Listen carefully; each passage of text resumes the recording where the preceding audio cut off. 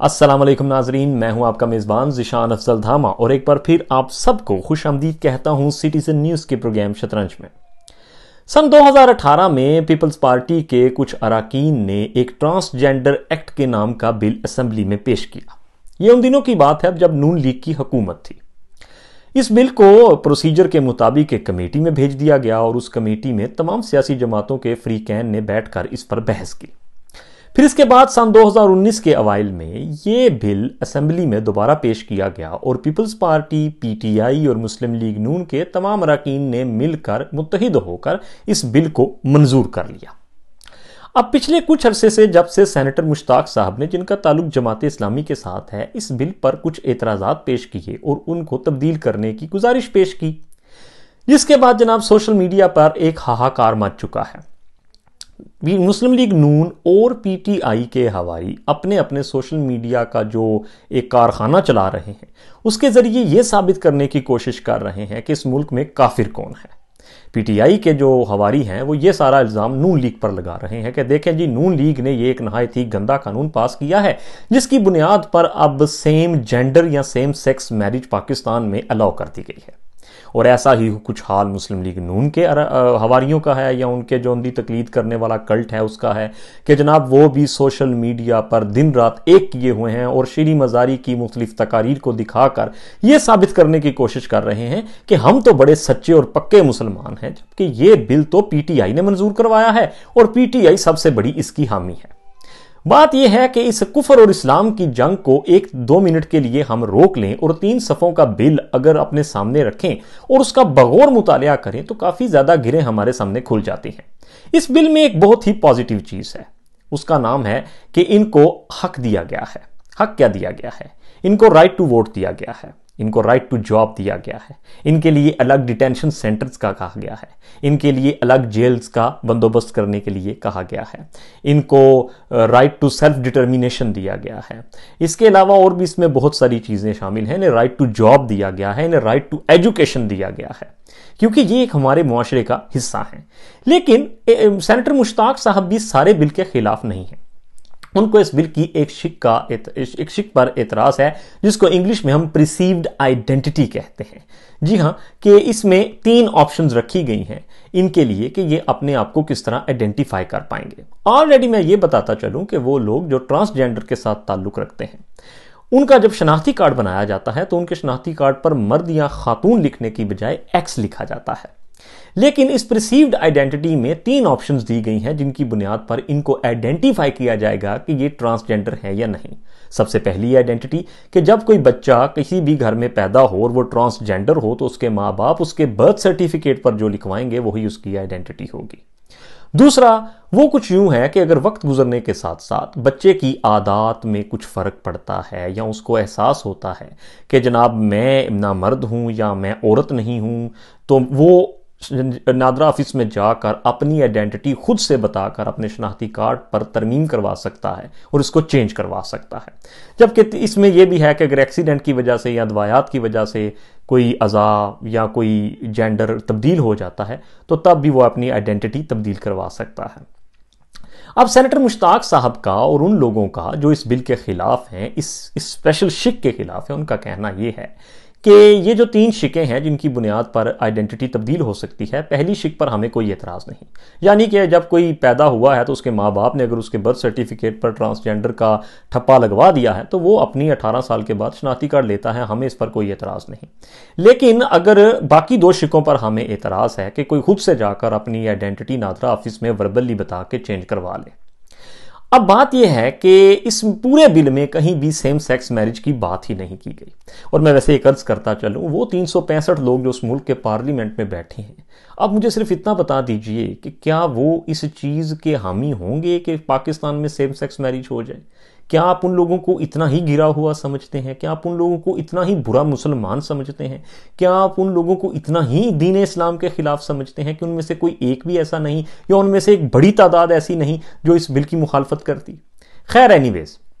کہنے کا مقصد صرف اور صرف اتنا سا ہے کہ ہمیں جب بھی کوئی قانون سازی ہو اس کو پارلیمنٹ کی یا نیشنل اسمبلی کی جو ویب سائٹ ہے اس پر جا کر اس کے آرکائیوز میں سے بلز نکال کر خود پڑھنے چاہیے، نہ کہ سوشل میڈیا پر کٹ پیسٹ جو چھوٹے موٹے میمز بنتے ہیں ان کو پڑھ کر ہم اس بات کا اندازہ لگانا شروع کر دیں کہ یہ تو اسلام کے خلاف جنگ ہے، اور وہ جو کلیکٹیو وزڈم کے ساتھ وہاں پر بیٹھ کر بل پاس کر رہے ہیں وہ سارے عقل کے اندھے ہیں۔ ہاں، بل پاس کرنے میں بھی یہ سمجھتا ہوں کہ ایک چھوٹی سی غلطی ان سے ہو گئی ہے، جو کہ سینیٹر مشتاق صاحب جس کی طرف اشارہ کر رہے ہیں وہ کچھ یوں ہے کہ جناب جب یہ بل پاس کیا گیا ہے تو پہلی شق پر ہمیں اعتراض نہیں ہے کہ نادرا اس آئیڈینٹی کو فالو کرے گا جو برتھ سرٹیفکیٹ پر لکھی ہوگی۔ وہ کہتے ہیں ہمیں اگلی 2 شقوں پر اعتراض ہے جس میں ایک ٹرانسجنڈر خود سے بربلی بتا کر اپنی آئیڈینٹی تبدیل کروا رہا ہے۔ بہتر ہے کہ ایک میڈیکل بورڈ بنے جس میں ایک ڈاکٹر ہو، ایک سائیکالوجسٹ ہو، اسی طرح کے اور 2-3 جو ماہر ہیں اس معاملے کے وہ وہاں پر بیٹھے ہوں اور وہ ایک سرٹیفکیٹ دیں جس کی بنیاد پر ایک ٹرانسجنڈر جا کر نادرا میں اپنی آئیڈینٹی چینج کروائے، نہ کہ بول کے۔ اب وہ اس کا بھی ایک کاؤنٹر نیریٹو ہے۔ وہ لوگ جو سمجھتے ہیں کہ ایسا نہیں کرنا چاہیے ان کا کچھ یوں کہنا ہے کہ یہ ان کی ڈگنیٹی کے خلاف ہے، کہ ٹرانسجنڈر بھی اس بات پر کہتے ہیں کہ یہ ہماری ڈگنیٹی کے خلاف ہے کہ ہم اپنی شلواریں اتار کر دکھائیں یا اپنی باڈی کو ایگزامن کروائیں اور ایک پروسیس سے گزاریں۔ ہم پر یقین کر لینا چاہیے کہ ہم جو ہیں ہمیں اسی پر بس ہمیں چینج کر دینا چاہیے۔ اب میں آپ کو بتاتا ہوں کہ اس کو سیم سیکس میرج کے ساتھ کیسے جوڑا جا رہا ہے۔ مثال کے طور پر 2 ٹرانسجنڈر ہیں، ان میں سے ایک چاہتا ہے دوسرے کے ساتھ شادی کرنا۔ وہ اگر دونوں شناختی کارڈ پر مرد ہیں یا اگر دونوں ہی شناختی کارڈ پر عورتیں ہیں تو ان میں سے ایک کو کہا جا سکتا ہے کہ آپ جائیے نادرا آفس اور اپنے آپ کو اپوزٹ جینڈر میں تبدیل کروا لیجئے، ڈیفینیٹلی آپ ہو جائیں گے عورت اور میں ہوں گا مرد اور ہماری اس طرح شادی ہو جائے گی۔ قانون کو دنیا میں ہمیشہ مس یوز کیا جاتا ہے، لیکن جب قانون بنتے ہیں ان میں سکم ہوتے ہیں تو ان کو مزید ریفائن کیا جاتا ہے، نہ کہ ایک دوسرے پر کافر ہونے کا اور مسلمان ہونے کا الزام لگایا جاتا ہے یا امریکہ کا ایجنٹ ہونے کا الزام لگایا جاتا ہے۔ میں یہاں پر ایک اور بہت امپورٹنٹ بات کرتا چلوں۔ میں پاکستان میں ہی پلا بڑا ہوں اور میں پاکستانی معاشرے کی ساخت کو بڑی اچھے طریقے سے سمجھتا ہوں۔ جب کسی کے گھر میں بچہ پیدا ہو اور وہ ٹرانسجنڈر ہو تو آپ یقین کیجئے کہ ماں باپ میں اتنی آپ کہہ سکتے ہیں کہ جرت ہی نہیں ہے کہ وہ فٹافٹ جائیں اور جا کے اس کے برتھ سرٹیفکیٹ پر ٹرانسجنڈر لکھوا لیں۔